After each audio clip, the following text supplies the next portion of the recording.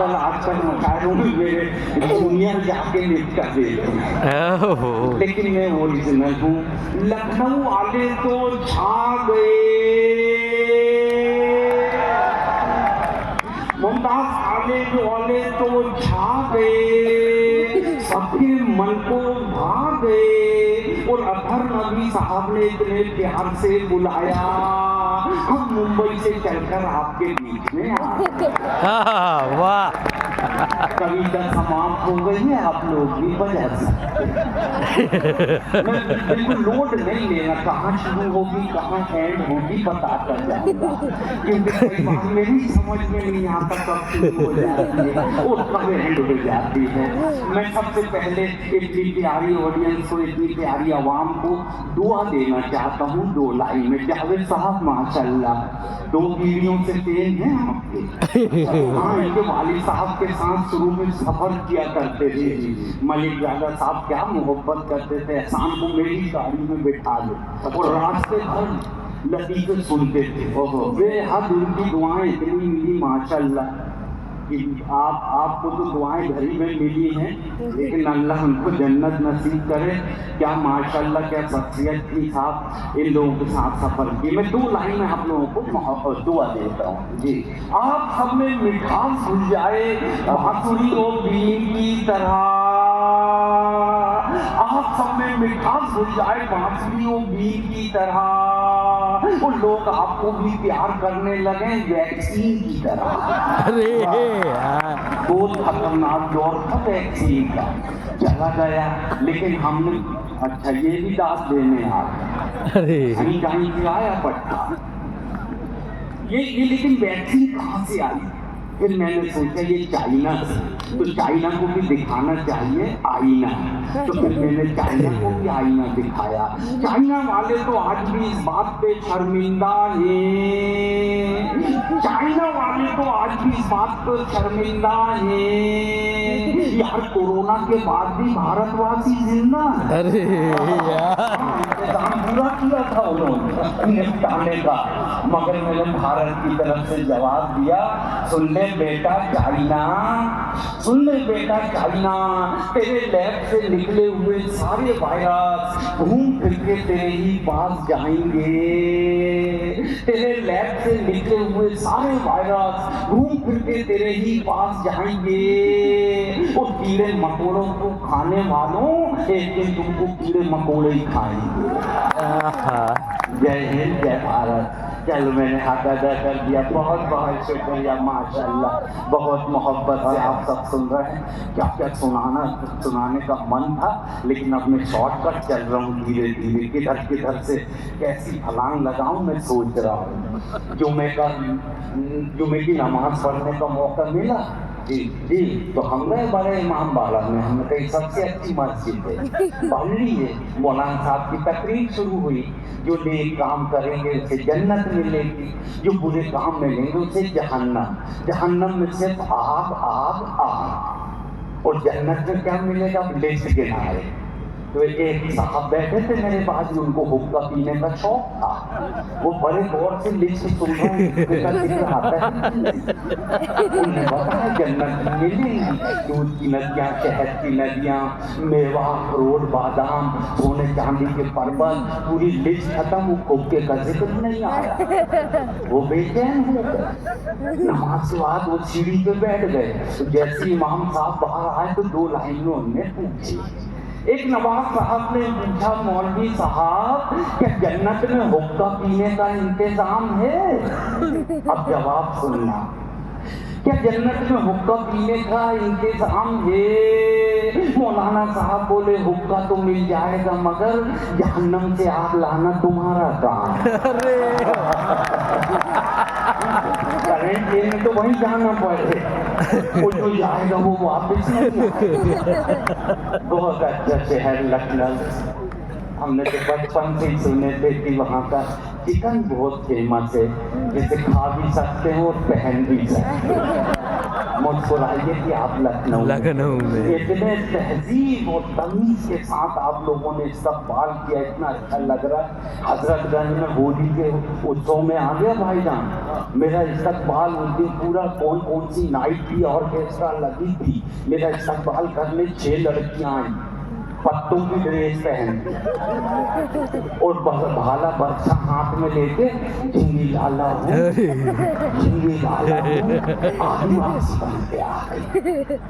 तो मैंने फिर 4 लाइन सुनाया उनको, मैंने कहा फैशन की मारी बालाओं, यानी कि लैला मजनू की खालाओं, फैशन की मारी बालाओं, लैला मजनू की खालाओं, पत्तों की ड्रेस पहनना छोड़ दो, वरना ये जमाने वाले तुम्हारी नई सोच को पुराना मोड़ देंगे। और उस वक्त क्या करोगी जब निशादगंज वाले तुम्हारे पीछे बकरा बकरी छोड़ दे। अरे वाह, मगर आपकी ये तहजीब करीब हमको बहुत अच्छी लगी माशाल्लाह। इतनी सारी चीजें सोच के आया था, मगर वक्त कम होते जा रहा है। बहुत दिनों में तो हमको मंजर साहब नजर आए माशाल्लाह, पूरी रात सुनते थे इनको 5 घंटे। कहाँ है अखर नबी साहब, इनको तो एक अकेले ही बुलाया करो, ताहे खराब हो ये दोनों बैठ जाए तो हम जो सेहरा यहीं से करके जाए। हाँ, अब तार से भिड़ा दें तो सेहरा यही दोनों सुना दे, लेकिन थोड़ा सा वक्त आप दोनों का हम ले रहे हैं, माफ करना। बहुत सारी बातें आपसे करनी है। देखो हमको लोग सवाल करते हैं भाईजान कि ये तुमको ये अंदाज कहाँ से मिला? मतलब हमारे दादा मरहूम ने सिखाया। हम 6 साल के थे तो बोले जरा बेटा ऐसा हुनर दूंगा पूरी जिंदगी कमाएगा। मैंने कहा सुनाओ दादा। बोले अब ये टोन सी इतना मीठा बोलिए। मैंने कहा दादा इतना लंबा बोलना पड़ेगा। बोले बेटा जितना लंबा खींचेगा पेमेंट उतना ही लंबा मिलेगा। तो मैंने कहा सिखाओ दादा सिखाओ। तो ये दादा ने सिखाया हमारी ये टोन, इतना मीठा बोलिए जम के झगड़ा होए, पर उससे कभी ना बोलिए जो आपसे तगड़ा हो। तो हमने कहा दादा ऐसे ही करेंगे कभी पंगा नहीं लेंगे उन तगड़े लोगों से, इसलिए हम थोड़ा दूर बैठ गए। दूसरी बात बताया बेटा 2 लोगों से जिंदगी में कभी पंगा मत लेना। मैं कहा दादा कौन है? बोले एक तो ऊपर वाला और दूसरा डॉक्टर। मैं कहा क्यों दादा? बोले ऊपर वाला नाराज होता है तो डॉक्टर के पास भेजता है। डॉक्टर नाराज होते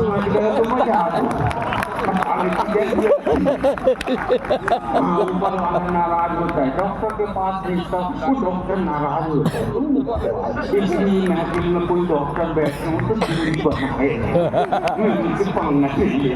भैया हम शुरू में ना शिफ्ट हुए लोकल वाला एरिया था, मंदिर भाई एकदम बीवी सो आया और पेट में दर्द शुरू हो गया। नया पानी पिए, 5-6 शहरों में प्रोग्राम किए, इतनी बड़ी खुदिया। हम डॉक्टर साहब के पास गए। हम कहे डॉक्टर साहब ये खुदिया है परेशान कर रही है। बोले छोटा सा कट लगेगा, ले गया। मैं ऑपरेशन थिएटर में ले गया।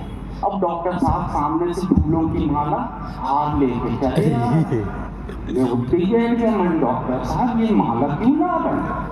बोले बेटा मेरी जिंदगी का पहला ऑपरेशन, अगर तू बच गया तो तेरे काम आए, और नहीं तेरी तस्वीर में टांगने के काम। मैं वहीं से उठ के भाग गया। मैंने इनसे कौन ऑपरेशन कराए? मगर एक मरीज डॉक्टर के पास पहुंचा, बोले सांस लेने की बीमारी है। बोले कैसी बीमारी? बोले 1st फ्लोर में रहता हूँ, 10 सीढ़ियाँ हैं, 3 बार बैठना पड़ता है, 2 सीढ़ी चढ़ता हूँ फिर सांस भर जाती। बोले सुबह कितने बजे उठते हो? बोले सुबह कोई 10 बजे उठता। डॉक्टर साहब बोले देख बेटा इस देश में बाबा रामदेव के बाद सुबह 5 बजे उठ के सारा ऑक्सीजन सोख लेते। 10 बजे तो कार्बन डाइऑक्साइड मिलता। बेटा सुबह उठो फायदा होगा। जो सुबह दूसरे दिन 3 बजे रात में ही उठ गया और अकेले चला मॉर्निंग वॉक। एक मोटरसाइकिल रुकी, 2 गुंडे उतरे, चाकू आए, पर्ची के लिए ये फिर डॉक्टर के पास। डॉक्टर साहब आप तो कह रहे थे सुबह उठो मेरी तो जेब कट गई। बोले बेटा देख, बाबा जी ने बोले जो पहले उठेगा उससे फायदा होगा, वो दोनों तेरे से पहले उठे। फायदा तो उन्हीं को। फांसी पे चढ़ते हुए कैदी से जज साहब ने कहा, फांसी पे चढ़ते हुए कैदी से जज साहब ने कहा, अपनी आखिरी ख्वाहिश बताइए। कैदी बोला मेरे बदले आप ही कट जाए। सारे वकील बैठे थी, मैंने कहा सुना दो ये। एक जज साहब फैसला सुना रहे थे, गांव का किसान बोला भाला, बोले बेटा सजा सुनाने से पहले तो अपनी सफाई में तुझे कुछ कहना है। उसने सिर्फ 3 लाइन बोला। बोले हुजूर माई बाप जो कुछ हुआ मैंने सच सच बोल दिया, जो नहीं हुआ वो वकील साहब ने बोल दिए, और जो होने वाला है आप बोल दो। बोले जज भाई आज से तू दोष मुक्त। वो मेरे पास आया, बोले मेरा नाम तो रामलाल हरी मुक्त है, लेकिन देशमुख क्यों कर दी? उसने कहा देशमुख नहीं, तू दोष मुक्त हो गया। बहुत अच्छा 4 लाइन से कैसे हंसी आती वो अंदाज आपको पेश करता हूँ। बहुत सारी फरमाइश हैं, मगर एक नज़्म में मन की सुना देता हूँ, क्योंकि हमको मंजर साहब को सुनना, मैं तो आता रहूँगा सुनाता रहूँ। एक नज़्म सुनाता हूँ मेरे लिए। डॉक्टर बोला मरीज से तरीके और तमीज से, डॉक्टर बोला मरीज से तरीके और तमीज से, अगर रहना चाहते हो खुश, अगर बिताना चाहते हो खुशगवार जिंदगी तो ये डॉक्टर बोला मरीज से तरीके और तमीज से, अगर चाहते हो खुशगवार जिंदगी जीना तो ये दवाई ले जाओ और दिन में 5 बार पीना। अगर चाहते हो खुशगवार जिंदगी जीना तो ये दवाई ले जाओ, दिन में 5 बार पीना। मरीज था टुन और भी टुन हो गया, थोड़ी देर में उसका दिमाग सुन्न हो गया। अचानक गफलत की नींद से जागा, बॉटल गले में टांगा और सरपट भागा।